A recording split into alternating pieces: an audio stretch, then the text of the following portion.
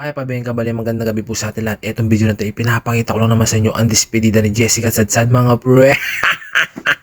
Akay kang ilo itong makakinis labi ka pa na aliwa ka talaga, the piso-piso man. Siyempre, paris na si tita ka, magpapalakas tayo, baka bibigyan pa tayo ng pera, baka may Philippine money pa siya, mga pre. Ay, dugo, may bigla ito yung napaka-sexy pisang ko, yung Mrs. Beltran, yung asawa na yung Mr. Beltran, mga pre. Si Jerry naman, tako na to, binibidyo ko, napakaganda yung kayong dalawang nakatuwa mo, tinan mo, gusto niyang binibidyo ko kasi napakaganda nyo eh. Yun yun naman ni Montoy, napakapogi, manang-mana sa akin, mga pre, wala namang pangit sa amin eh, alam mo ba kung sino pangit lang, ako talaga. Nagtataka ko sa pamilya ko, pag binibidyo ko sila, napakaganda naman nila sa video eh, hindi lang sa pambidyo, sa personal din, ako lang talagang pangit eh. Yan po si Tito Pulis, yung asawa ni Tita Roy, mga pre, basta may inuman lang dyan si Tito Pulis, hindi absent yan. Yan po yung mahal namin apon dalhin, tulog na mga pre, siyempre pagod na pagod yung apon na yun, matulog ka lang, kami nang iinom lang kami dito, relax ka lang dyan, kahit maingay po matutulog si apon dalhin, despedida naman kanyang-kanyang anak eh. Yung napakapoging pinsan ko na si Chip nagpakuha ng baso, itaksya po na, taliwa pa yan ko bang baso, ako ang pekwana na, bala mo matuwaya ka ako ah. Yan po yung napakaganda, napakasiksing Tita Roy namin, maaasahan ni apon daling, ayaw niya magpabidyo, hindi, bibidyo kita, bahala ka nga dyan. Kung mga pinsan ko, marami tayong pulutan, hindi tayo nagbubudel pa, nagiinuman tayo, pag naubos na wala na tayong pulutan, huwag natin gawin ulam ang pulutan natin ha. Kasi mga pre, pag nag-inuman kami kahit anong ako siya niya, sigurado may pulutan. Si Tito Pulis at saka yung anak niya ay mahilig din sa pulutan at mahilig din magluto ng pulutan. Lalo na yung papaitan, sila yung magluluto, hinihaw na bangus, tilapia, hito, kahit ano yan, sisig, sigurado sila ang magluluto. Ganyan kami kalupi mga pre, hindi kami iinom na walang pulutan na masarap. Yung natatong katabi ko si Tito Pulis, hindi niya kapad yung iniinom niya, yung kapad niya, yung kabayo mga pre. Niluloko niya yung utol ko na bumili siya ng kabayo mga pre. Hindi niya mauto yung kapatid ko, wala siguro sa mood. Dugo, kanino po kasama to? Umiiyak po ata. Ano pong ginawa nyo? Pag nagsama po kayo dito, yung hindi umiiyak, yung palaban sa alak mga pre, at yung palabat sa puyatan.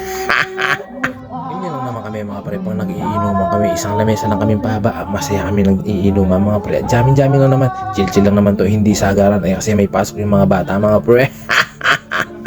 Bakit siya dyan Tito Pulis? Lawin niya may latiya, kasi magkabayo, kapag ding inuman kasi.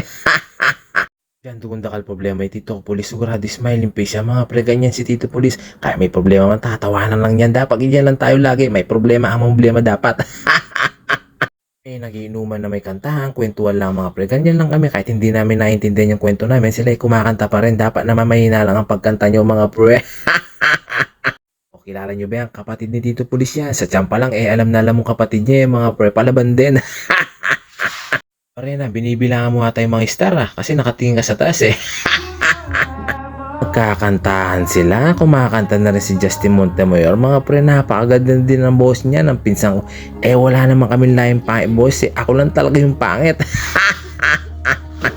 Kami naman pag nagiinuman kami may asaran, pikunan, init ng ulo, hindi na yung papabayaan na mag-aaway yan. Sigurado gigi na ang mga tito ko o mga pinsan ko mga pre o ako.